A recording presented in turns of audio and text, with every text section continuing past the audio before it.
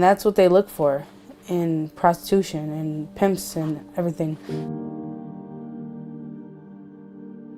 Trafficking is it's a big problem in our community. We do look at it as a direct effect of colonization, since it's been going on since first contact with Columbus, right? He trafficked young women to Europe.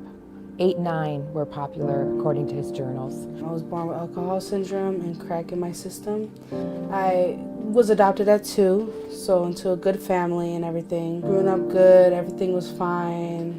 Until I started at high school, met a guy, he changed my whole life. I was really young, only like 13, and I was doing cocaine. Prostituting, doing drugs, selling drugs. Really young, he was making me do whatever he said. As a nation, we have not reconciled with the effect that development of this country has had on the indigenous population. And so all of the issues are made to be invisible. It was years of the same things. Money for sex, money for drugs, money for whatever he wanted me to do. People don't see us, and they don't see us as real people, or we're a caricature, and so people have been able to look the other way for a very long time. And I found out I was pregnant. I didn't know who the baby dad was. All I cared about was money, drugs, and that's it. Didn't care about the baby inside of me.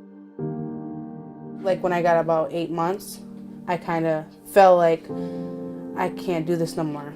So I felt like maybe I should go home. When tribal people were moved into the urban settings, back in the 50s, there wasn't an infrastructure here in place. And so when they got here, there were no jobs, and it created these intense pockets of poverty. I went to my mom's house. She got me help. My parents didn't know nothing about it because I was a runaway. So after I talked to them finally, after all these years, I told them I was pregnant, and they made me feel more loved and cared for, like I ever have. We should talk more about the resilience of the people, that despite all of this that has happened, that we're still here. I overcome that, and I'm not doing no drugs, and I feel like I don't have to ever again, because I did think that that was the way of life.